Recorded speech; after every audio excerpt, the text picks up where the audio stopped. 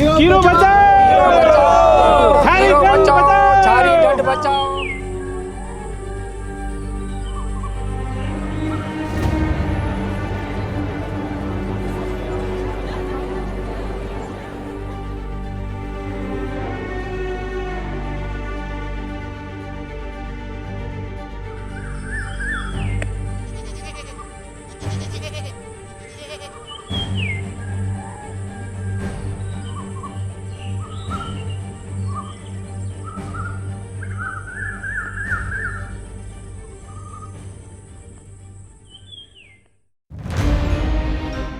ધ્રુવ ભટ્ટની આ નવલકથા વાંચી રહી હતી ત્યારે નહોતી ખબર કે ઘોરાડ કે ઘાસિયા મેદાનો કે લાખો પક્ષીઓના આશિયાના એવા બન્ની માટે કુત્તેને ભૂસકે આગળ વધી રહેલા વિકાસની સામે આટલા બધા પ્રશ્નો ઊભા કરવાના ભાગ્યમાં આવવાના છે।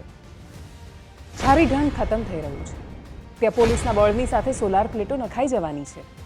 પણ મને યાદ આવે છે તિલોર સાથે જોડાયેલા ધ્રુવદાદાના જ લખેલા ગીતની એ લાઈન, આપણે દંતકથા જાણવી શું કામ, જેમાં ઝાડવું પડે તો ગામ રોતા। કચ્છ આ પ્રદેશ કેમ અલગ છે ખબર છે? અહીંયા સફેદ રણ છે, ભરતકામ છે, મડ આર્ટ છે, બ્રાસ વર્ક છે, પશુપાલન છે, ભરપૂર ઉદ્યોગો છે, મોજથી જીવતા માણસો છે। માણસો જેટલું જ પશુધન છે એટલું જ નિરાળું ઘાસ છે અને કેટલું છે એટલે ના, આમાંથી કોઈ એક વાત માટે નહીં। કચ્છ એટલે અદ્ભુત અને અલગ છે કેમ કે કુદરતે એને અનન્ય બનાવ્યું છે। એની ભૂગોળ, એની પ્રકૃતિ એને બધાથી અલગ કરે છે। ત્યાંના માણસો, એમની બોલી બધું જ એટલે મીઠું લાગે છે કેમ કે એ મીઠાશ એમને કુદરતે આપી છે। પણ માણસ પોતાને જ ઈશ્વર સમજવા લાગે ને, અને પછી એની વ્યાખ્યા, સરહદો અને વિવાદોમાં એ કુદરતનો જ હિસાબ કરવા બેસી જાય તો શું થાય? એનો જવાબ છે કે કચ્છ કરોડોમાં આળોટતું હશે, અતિશય વૈભવમાં રાચતું હશે, પણ એમાં કચ્છ નહીં બચ્યું હોય। કેમ કે કચ્છમાંથી કુદરત જતી રહે તો આ પ્રદેશ અનન્ય બચે ખરો? અતિશય પીડા સાથે આજે તમને વાત કહેવી છે છારી ઢંઢની। સરકારે એને રામસર સાઇટ કહીને આપેલા પ્રોત્સાહનની, અને પછી બીજી બાજુ એની સરહદ નક્કી કરીને કીરો ડુંગરને પણ અંદર ન ગણીને કુદરતી અવસ્થા બાજુ પર મૂકીને એની પર સરકારી નકશો ચોંટાડીને મૂકીને વિકાસની મહત્વાકાંક્ષાઓના આડમાં શરૂ કરેલા વિનાશની એક નાનું ઝાપટું પડી જાય ને તો પણ તરત જ ખીલીને બહાર આવે અને ચારે બાજુ લીલીછમ ચાદર ફેલાઈ જાય। આવા કોઈ પ્રદેશમાં તમે પહોંચો તો સમજો તમે બન્નીની ગોદમાં બેઠા છો।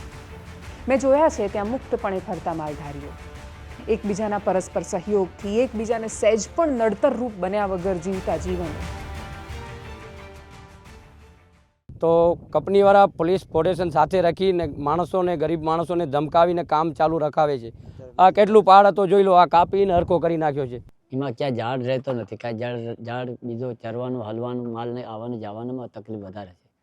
એમની જરાક અમારી વિનંતી છે કે એ જરાક અમારી દૂર કરી આપો તો તમારે ભલપણ કહેવાય। સરકાર છે, મા બાપ છે, કારણ કે અમારા માલધારીની કારણ કે જીવન રવવું પડે, જીવવું પડે ને। 1000 મોતીચોરમાં છે, 1000 વેડારમાં છે, 500 અજોરિયાવાંડમાં છે, આ વિસ્તારમાં નિંબે છે। અમારી પાસે બીજી ગૌચર નથી। આ જમીન જે અપાઈ જશે તો અમે બીજી ક્યાં ઠેકાણે આ પશુઓ લઈ જશું? આ અમારો વિસ્તાર છે જ્યાં છારી ઢંઢ રામસર સાઇટ હમણાં 2026માં ડિક્લેર કરી। તો આમાં સૌથી વધારે કોમન ક્રેન હોય છે શિયાળા વિસ્તારમાં અને અન્ય પક્ષી હોય છે। ને સામે દેખાય છે એ કીરો ડુંગર છે। કીરો ડુંગર એ સુતેલી જ્વાળામુખી છે। અહીંયા યુનિવર્સિટીના વિદ્યાર્થીઓ અને કોલેજના વિદ્યાર્થીઓ રિસર્ચ અને અભ્યાસ કરવા માટે આવે છે। આ જમીન છે અત્યારે જ્યારે ચોમાસું હોય ત્યારે દરિયા જેવો આપણે માહોલ જોવા મળે છે। એના પછી વરસાદ પૂરો થઈ જાય, હરિયાળી માહોલ જોવા મળે, આપણને એવું લાગે કે આપણે કાશ્મીરમાં આવી ગયા છે। આના ઉપર રામસર સાઇટ જાહેરથી એના પછી વિકાસના નામે વિનાશ થઈ રહ્યો છે।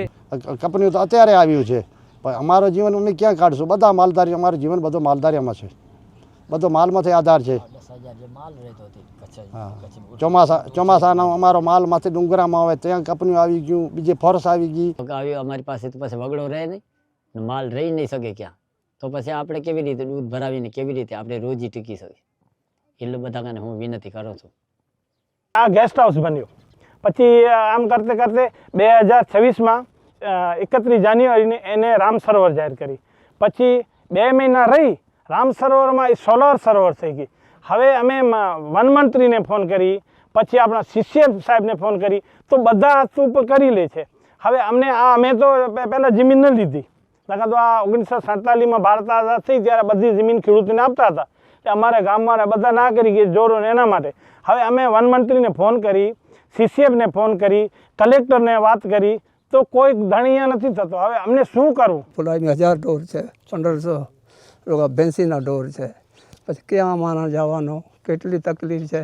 કીરો છારીડનનું એક પ્રવેશદ્વાર છે અને જે કીરોનું પ્રાંગણ દુનિયાની જે 100% પોપ્યુલેશન છે ક્રેનની, ડોમેસ્ટિક ક્રેન અને કોમન ક્રેન, જે માઇગ્રેટ કરીને કચ્છના રણમાં પર્ટિક્યુલર છારીડન વિસ્તારમાં આવે છે, એની 40% આબાદી જે એરિયા પર ડિપેન્ડ છે, જે એરિયા ઉપર રહે છે અને પોતાનું આખું પ્રવાસ, જ્યાં પોતાના આખા પ્રવાસની થાક ઉતારે છે, એ કીરોના પ્રાંગણમાં આ સોલાર પ્લાન્ટ આવી રહ્યો છે. બહુ જ દુઃખની વાત છે કે સર્વે દરમિયાન આટલી ઇમ્પોર્ટન્ટ ઇકોસિસ્ટમ અથવા આટલી ઇમ્પોર્ટન્ટ જગ્યા કોઈને ધ્યાન ન રહી. હજુ થોડા વર્ષો પહેલાં સુધી જ્યાં માણસને માણસ હોવાનું અભિમાન પણ નહોતું પહોંચ્યું, ત્યાં હવે વિકાસ પહોંચી ગયો છે. જેમ આપણે અરવલ્લીની વ્યાખ્યા કરીને એમ આપણે રામસર સાઇટની પણ કરી. અને સ્વાભાવિક છે કે માણસે બાંધેલી વ્યવસ્થામાં જીવવા માટે સરહદ અને વ્યાખ્યા જરૂરી છે, પણ ઉડતા પક્ષીને કે ફરતા પ્રાણીઓને નથી ખબર માણસની વ્યવસ્થા. અને એટલે અહીંયા રામસર સાઇટ પૂરી થઈ જાય અને એટલે જ તરત શરૂ થઈ જાય સોલાર પ્રોજેક્ટ, તો આપણે એ વિકાસને શું કહીશું? હવે અમારે કશું વિશેષ નથી કહેવું, પણ ત્યાં આસપાસના ગામોમાં એક બાજુ ઊભી થતી પવનચક્કીઓ, નખાતી સોલારની પ્લેટો, ડુંગરો કાપીને સપાટ કરી નાખેલી જમીન, જંગલ ખાતું કે અમારી હદ નથી, રેવન્યુ કે આ તો વિકાસ થઈ રહ્યો છે, એના ચક્કરમાં નાનકડું બાળપણ જોઈ રહ્યું છે બદલાતા કચ્છને. જત માટે કહેવાય છે કે એને તો ભૂખ ભાગમાં આવેલી છે. ઊંટના ટોળા સાથે રહેતા આ માલધારીઓ, એમના નાના બાળકો. કચ્છની વિશેષતા તો એ હતી કે એમને બહારની દુનિયાનો સ્પર્શ જ નહોતો થયો. પણ હવે કચ્છ બદલાઈ રહ્યું છે. વિકાસ એ સમયની જરૂરિયાત છે, ક્લીન એનર્જી પણ સમયની જરૂરિયાત છે. પણ જો એ પક્ષીઓના કુદરતી આશિયાના, એમના ઘર છીનવાઈ જવાના ભોગે આવશે તો?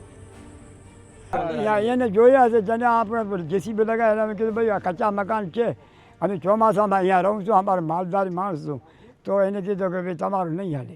તો અમે બધા હાથ જોડી કી બધાને કીધો હતો કે ભાઈ હવે આ તો ઉપરથી ઓર્ડર છે, એટલે તમે ઉहाँથી જાઓ, બંધ કરાવો. ભાઈ હા ક્યાં અમે જાઓ, ગરીબ માણસ, અમારે કોઈ સૂચતો નથી.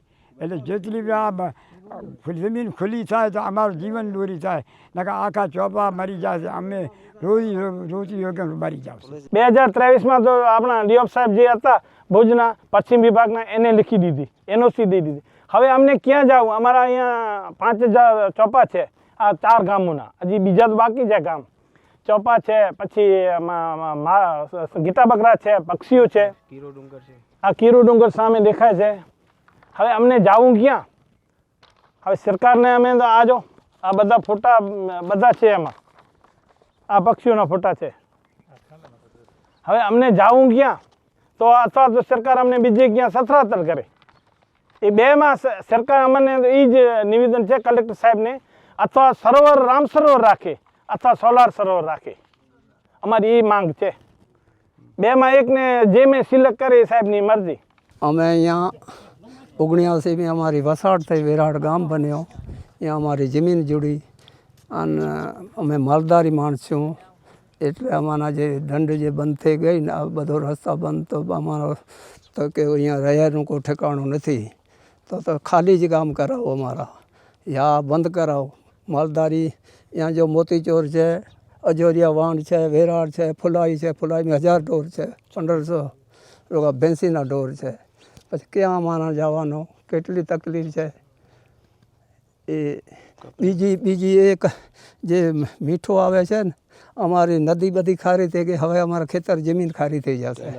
ટેલર આવે તો અમે રોક્યા કર્યા, પણ હવે ઝઘડા થઈ, પોલીસ પછી છૂટ કરાવી નાખી, એટલે અમારે તકલીફ છે.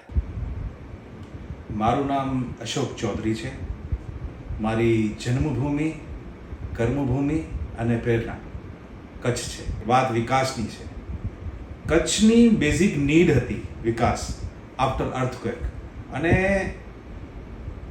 મોદી સાહેબ અને ભાજપ અને સરકાર તરફથી બહુ જ અલૌકિક પ્રયાસો કરવામાં આવ્યા.